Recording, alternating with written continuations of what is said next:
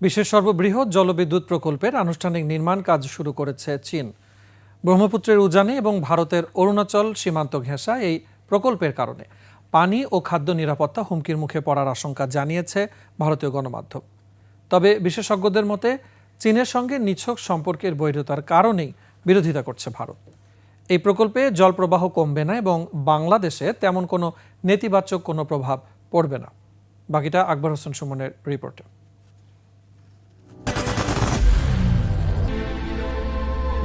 I am Ox. হিমালয়ের নামচে বাড়ুয়া পর্বতমালা ঘিরে প্রবহমান জলধারা চীনের সিয়াং থেকে প্রবেশ করেছে ভারতের অরুণাচলে। একটা বড় অংশ ছুঁয়েছে তিব্বতের নিয়েনচিং শহর। এই ইয়ারলুং সাংপো নদীটি ব্রহ্মপুত্র নাম ধারণ করে বয়ে চলে বাংলাদেশে। এই গোটা চক্র ঘিরে অন্তত 1 প্রকল্প নির্মাণ ও দেখভাল করছে খোদ চীন। এবার 300 বিলিয়ন কিলোওয়াট বিদ্যুৎ উৎপাদনের লক্ষ্য নিয়ে জলবিদ্যুৎ উৎপাদন প্রকল্পের বাঁধ নির্মাণ কাজ শুরু করেছে চীন। বাঁধের আকার মধ্য চীনের ইয়াংশি নদীর উপর নির্মিত 3 গর্জেসের চেয়েও অনেক বড়। এতেই পানি নিরাপত্তা ও পরিবেশ হুমকির আশঙ্কা জানিয়েছে ভারতীয় গণমাধ্যম। ভারত চীনের একটা বৈরী সম্পর্ক। চীন যাই করবে ভারত একটা প্রতিবাদ করবে। এটা যেমন বাংলাদেশে আওয়ামী লীগ বিএনপির বৈরী সম্পর্কের মতো, যে যাই করুক না ওটা প্রতিবাদ করার মতো। আদৌ এই উদ্বেগের কোনো ভিত্তি আছে কিনা তা জানালেন এই বিশেষজ্ঞ। এটা কোনো ডাইভারশন ড্যাম না যে পানিটাকে সরিয়ে অন্য কোথাও নেবে, তা নয়। এটা কোনো স্টোরেজ ড্যাম নয় যে এটাকে পানিটা প্রবাহ আটকে দেবে, তাও নয়। হ্যাঁ, একটা অনিয়ন যেমন টিপাইমুখ ড্যামে ছিল স্টোরেজ ড্যাম।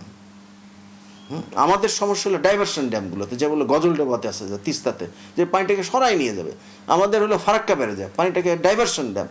এইখানে হলো আমাদের আপত্তির ব্যাপার, যেটা আমাদের দেশের প্রবাহ কমিয়ে দিবে বা বন্যার ব্যাপার করবে। টানেল দিয়ে জলপ্রবাহ ভাটিতে নামানোর কৌশলে পানি প্রবাহ কমবে না। অন্যান্য যে সকল জলবিদ্যুৎ হয় সেগুলো ড্যাম নির্মাণ করে। ড্যাম নির্মাণ করে নদীর পানিটাকে উঁচু করে যে ফলটা হয় সেটা একটা আর্টিফিশিয়াল ফল তৈরি করে, মানে কৃত্রিম।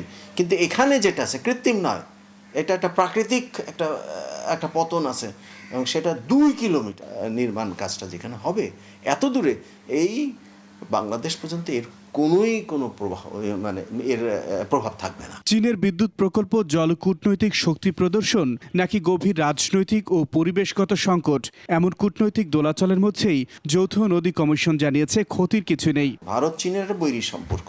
আকবর হোসেন সুমন, 21 টেলিভিশন, ঢাকা।